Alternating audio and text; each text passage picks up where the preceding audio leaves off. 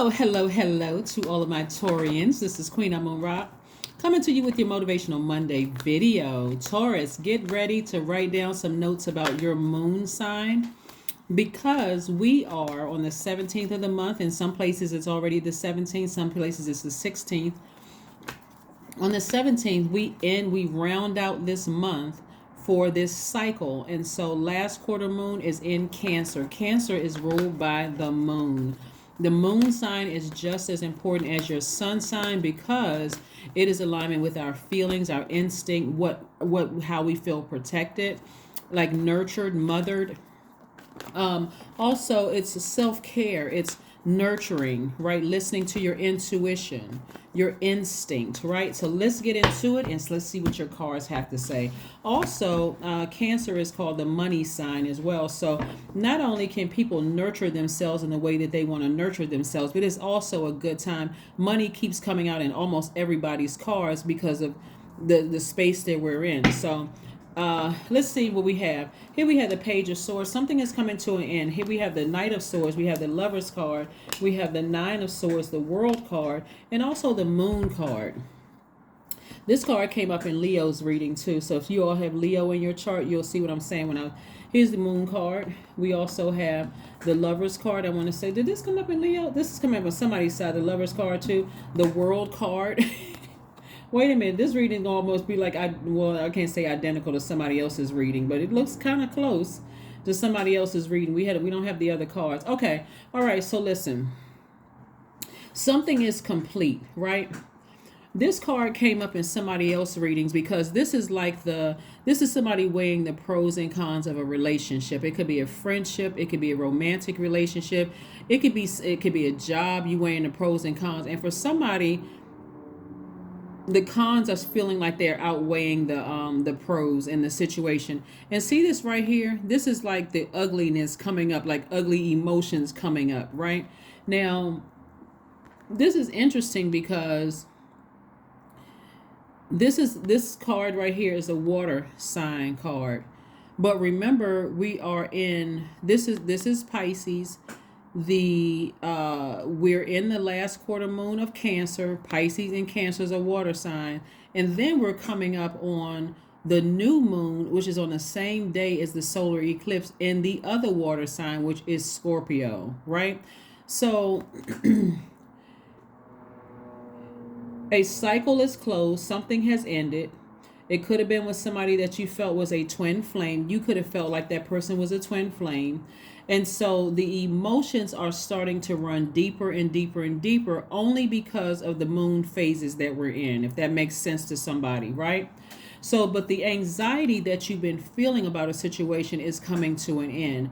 You certainly don't look like what you've been through. So it's what you're going to be doing in the meantime, to get your power back. Somebody could have had a lot of sleepless nights. Doesn't necessarily mean you were crying about it. You could have just been tossing and turning or thinking about something. We also have the Knight of Swords. This is really about getting away from any negative, low vibrating thoughts about something. Okay, let's talk a little bit about your moon sign, because this is going to be really, really helpful. This is going to set you apart this is what makes everybody unique.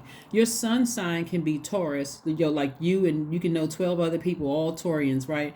But your moon, rising, Venus, so on and so forth could be different. So the moon sign is what sort of feels like mothering energy. Not your mother, but it feels like nurturing energy. Okay, so this is what nurtures everybody. So please pull your full birth chart first and foremost. I'm suggesting that to everybody because it's always nice to know what nurtures you, especially when we're coming to the end of a cycle and we're moving into a new cycle. And so that means that you're releasing or purging something in order to move into the next cycle, next phase within a next cycle, right? So if your moon sign is Aries, it does not suit you to hold back or to have to wait for others. You might show caring by helping your charges to develop their independence. If your moon sign is Taurus, it is a prerequisite to take things slowly and calmly, paying proper attention to basic needs. Touch is important for well-being. If your moon sign is Gemini, what feeds you is verbal contact and learning, reading, and information exchange as part of your daily routines. So let's say, for instance, your sun sign is Taurus. So that still means, that you are at a high frequency. That still means that you are logical, trustworthy, determined, understanding, very kind, organized, patient, stable, responsible, devoted, practical, reliable. But if your moon sign is Gemini, what makes you unique from a Taurus sun and an Aries sun, or a Taurus sun and a Taurus moon, what makes you unique being a Gemini moon is that you need that conversation. So if you're in a relationship with the person, let's say you were dating somebody who was a Gemini, and let's say they weren't a Gemini, but you were dating a person who was not a Gemini. The only reason I said Gemini because of the Lover's card right there. Let's say they were any sign, it doesn't matter, whatever sign they are, and they're not the best communicators, and you feel like you have to keep filling in the gray area. That's not what nurtures you. It can happen in the workplace. Let's say you have a manager and their energy, because your moon sign is, if your moon sign is Gemini, and you need that constant, I don't want to keep filling in the gray areas. I don't want to have to keep guessing, right? What's on your mind or what you're thinking. Then that's why. Because somebody lack of communication just doesn't nurture your spirit, right? So you have to know that first so that you can communicate that to people. Like, I need more information. Like, don't just give me a project and I have to fill out the gray areas trying to figure some things out, right? So again, if you need feedback, or if Gemini is your moon sign, don't be afraid to speak up and say, hey, listen, I need some information, right? If your moon sign is Cancer, your primary concern is security. There is a deep instinct to nurture and protect yourself and others. So feelings wax and wane, but they're very powerful. If your moon sign is Leo, you seek an active flow of praise and love from others. You may be naturally connected to your own creative talents, or seek to nurture others and nurture these talents in other people. If your moon sign is Virgo, your style of caretaking tends to be practical, quietly attending to humble tasks. Care over diet and exercise, can be your key to well-being. If your moon sign is Libra, you have an instinct to create relationships and may feel more at home in a partnership than on your own. Calm and peace are needed for well-being. If your moon sign is Scorpio, emotions tend to run deep, and holding on to hurts can at times be destructive. Tough physical exercise can be a way to discharge feelings. If your moon sign is Sagittarius, you need room to move and travel around. Both physically and emotionally, the best nurturing is a feeling of inner freedom. If your moon sign is Capricorn, you may need a structured routine and tend to be efficient with your time and resources. Safety comes from feeling you are in control. If your moon sign is Aquarius, naturally gregarious and interested in the alternative option, you might feel most at home living in a community. If your moon sign is Pisces, last but not least, it can be hard for you to identify how you feel, and sensitivity to others' feelings may cloud the issue. Retreat and time alone are needed to recharge. So that's what sets you apart. That's what makes every sign unique. You can be the same sun sign, but if your moon sign is different, how you nurture yourself or how you need to be nurtured could be significantly be significantly different from somebody else. So let's see what else we have here. I'm seeing somebody is successful at moving on from something. Maybe you have because sometimes people mistake soulmate for twin flame, right? A soulmate could be a cousin, it could be a family member, it could be one of your adult kids, it could be best friend, whomever, right? So I see you being nurtured and nurturing your soulmate. especially if a relationship is over. And it's a healthy way of nurturing. They know exactly what nurtures you, because now you know what nurtures you.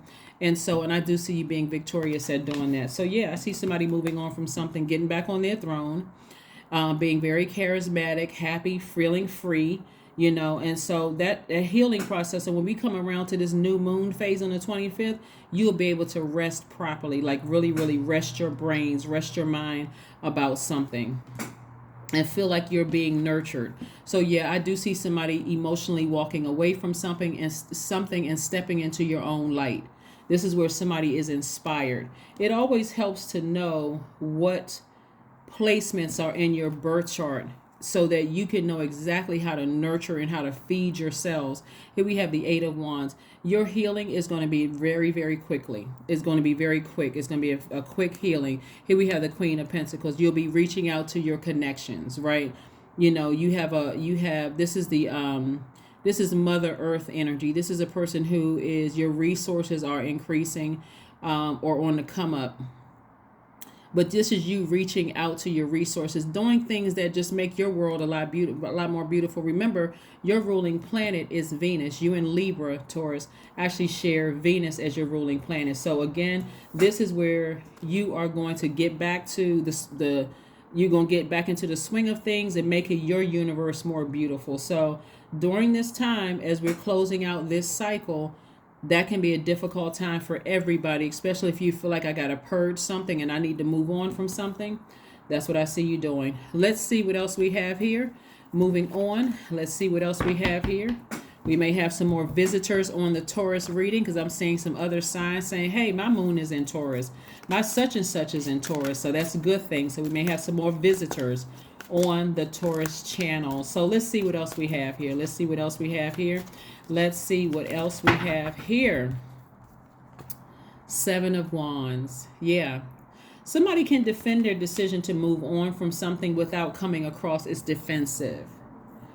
This is where, you know what, I've learned whatever lessons I needed to learn. I don't need to explain to everybody why I've decided to move on. I'm just moving on. I'm just moving on. All right, so let's see what else we have here. Let's make sure we got everything here. Let's see. I think we have, let's see what else we have here. Somebody's taking their power back, and they are this fire right here in the Wands energy is really about lighting a flame within yourself, inspiring yourself, your spirituality, and where you need to take action in your life, asserting yourselves, right? Yeah, moving forward.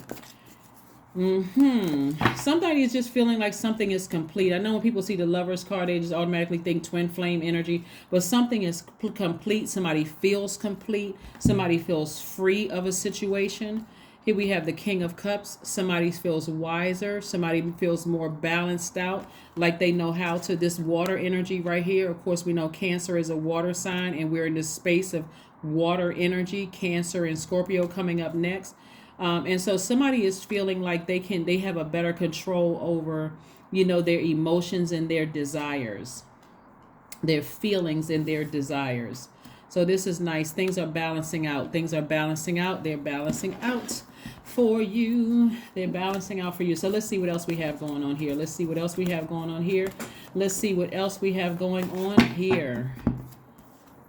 Surrender to the divine. That's right. Surrender to source. That's right. Surrender to source and keep it moving forward. Surrender to source and keep it moving forward.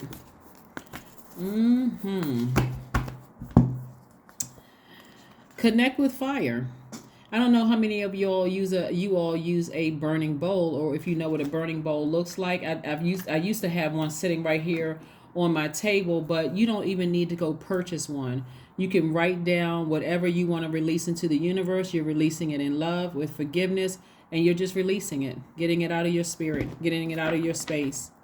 You can burn some sage afterwards to continue further clearing your energy and clearing your space and moving on from it. Make sure if you're burning fire, please be somewhere near water, please. Let's see, 12:12. I am focused.